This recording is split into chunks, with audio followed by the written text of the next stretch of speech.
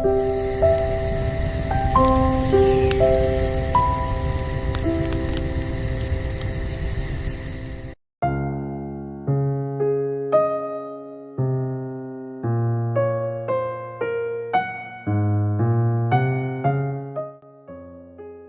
was a winter too near to call once upon a time.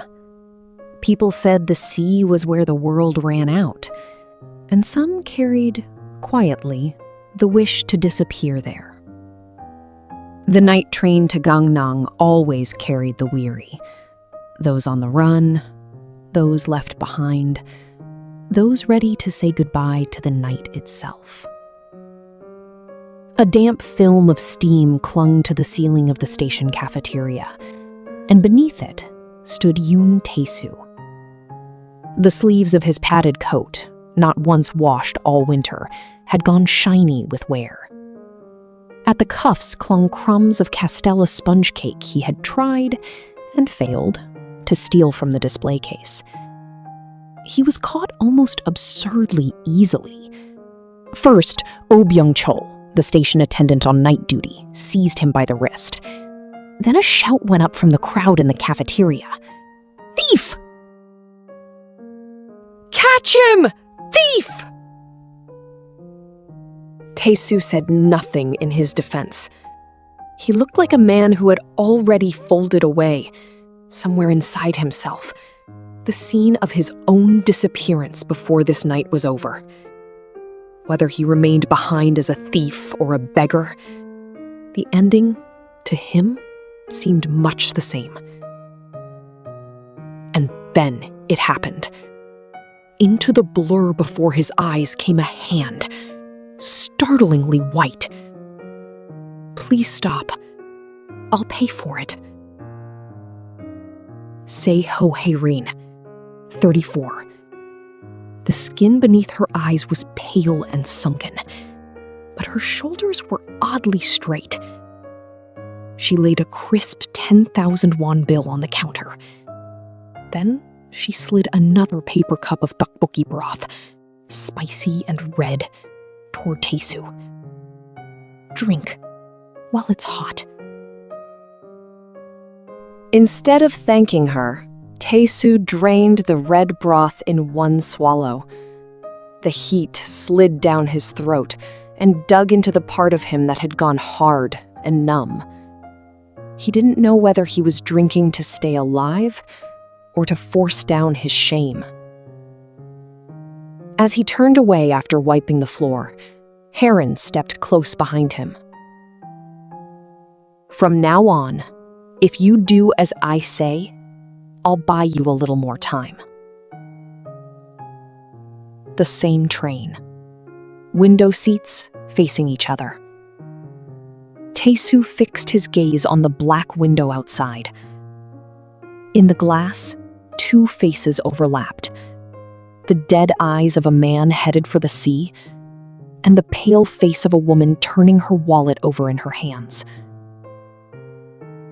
To Tae-soo, the winter sea was a vast hollow, where everything could be thrown away.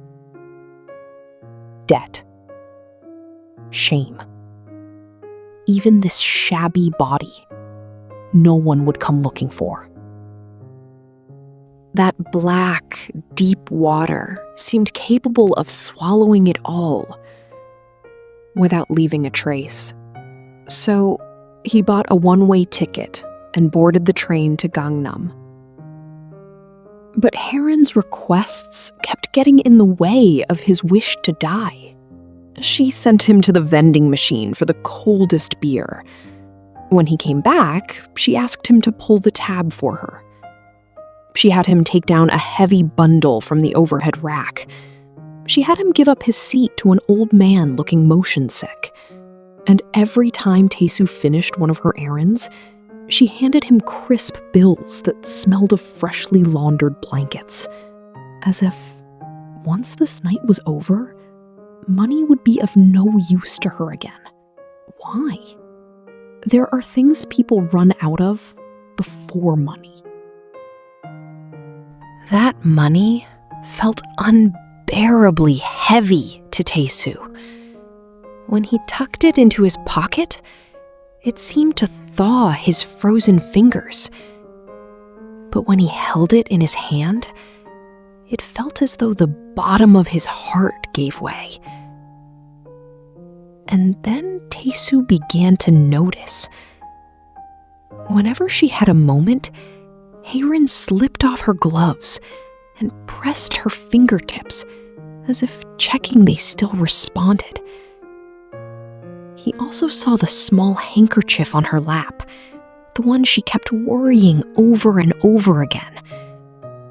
On it, instead of a person's name, were scrawled in crooked letters: Red bean bun, Sapporo bun, cream bun.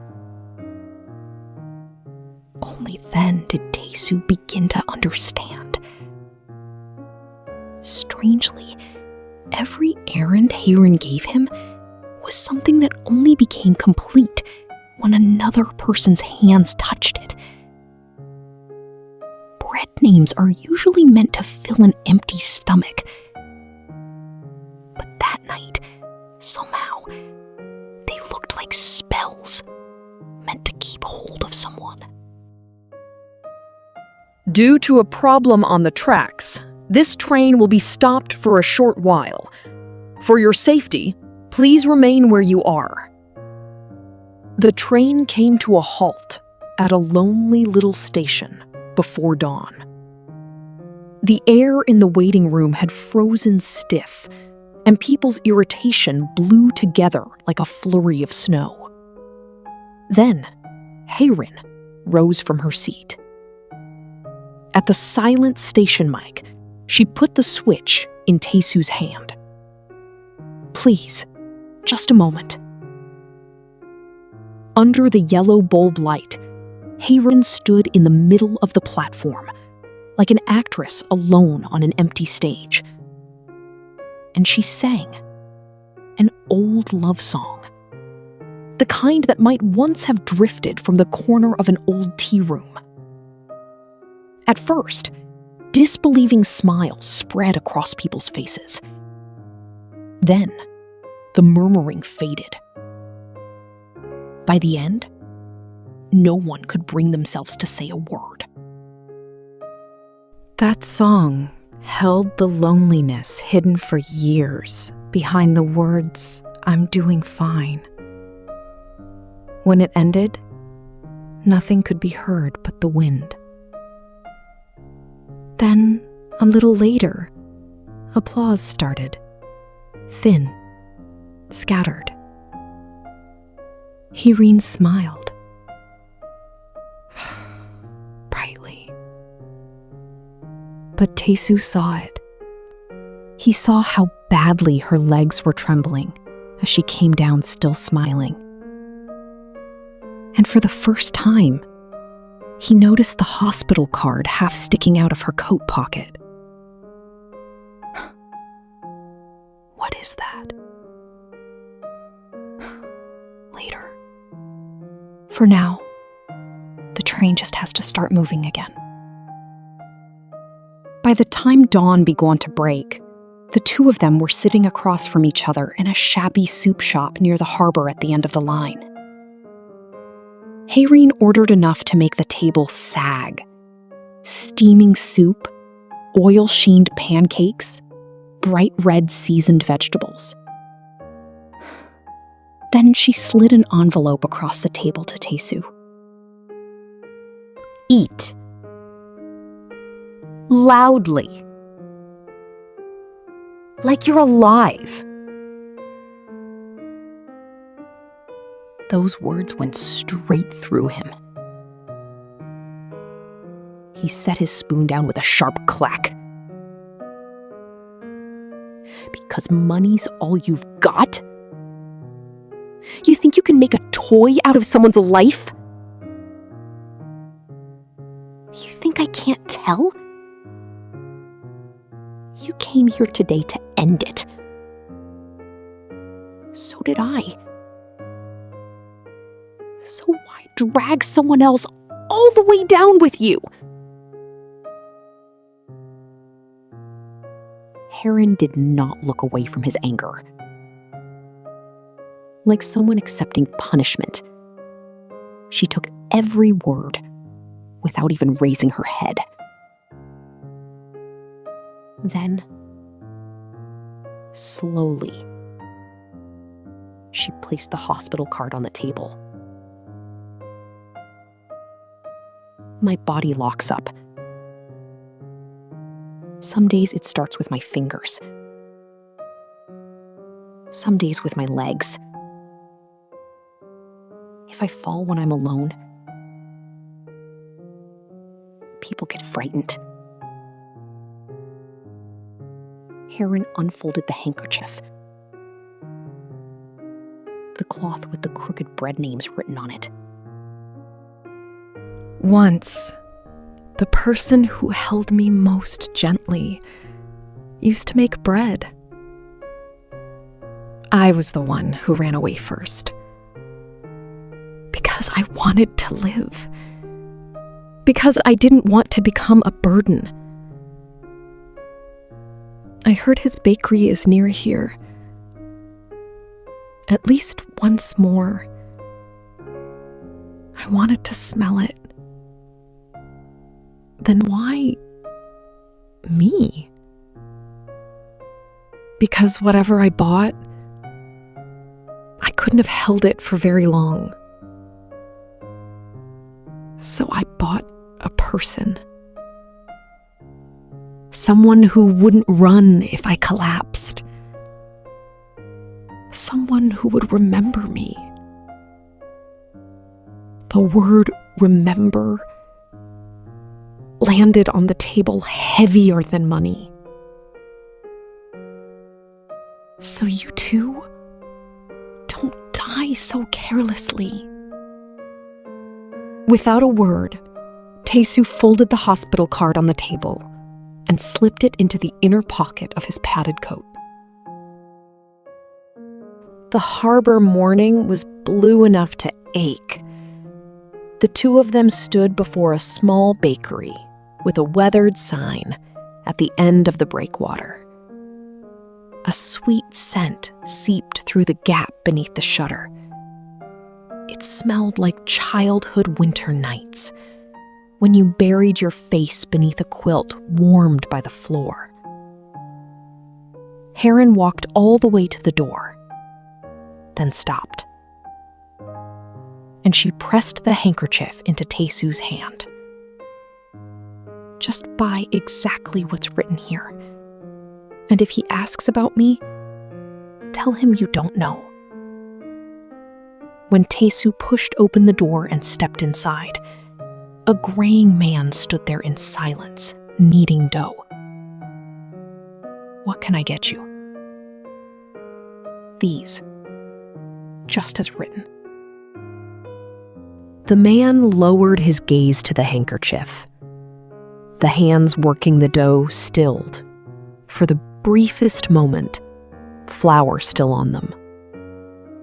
One thick finger traced the writing once. He asked nothing. Red bean bun, Saboro bun, cream bun. He packed them into a paper bag, one by one, exactly as written. Then, at the very end, he set one freshly baked salt roll on top and pressed the mouth of the bag once with his palm, making it neat. Whether it was a final answer sent to someone who had left long ago, or simply an old habit, Taesu could not tell. But the moment he took the bag, he felt a warm weight settle, quietly, into one corner of his chest. Heron was sitting against the low ledge of the breakwater. Her face was now paler than the sea. When Taesu handed her the bag, she didn't take out the bread. The fingertips holding the bag had already gone stiff. She couldn't even smooth the edge of the paper. Her legs were trembling too, thin and fine, just as they had on the train. She only gathered the bag into her stiffening arms and slowly breathed in its scent. Today, I was less afraid. Why me, of all people? Because your eyes were the eyes of someone on the way to see the end. And people with eyes like that can't pass by someone else's ending as if it were nothing. As the waves struck the breakwater and burst white, Hayron kept her face turned toward the sea and spoke in a voice barely above a breath. Will you remember, once in a while, that there was someone like me? Taesu did not answer. Instead, he straightened the paper bag swaying on her knees, setting it upright so it would not fall. Then, with his other hand, he quietly closed his fist around the hospital card in his pocket. Only then, for the first time, Taesu found himself not on the side of being remembered, but on the side of remembering. Far off, the whistle of the first train cut through the dawn. And whenever the cold, merciless sea wind blew, there came, from the mouth of the paper bag in her arms, a dry rustle, like very old leaves, crumbling and crumbling, without end.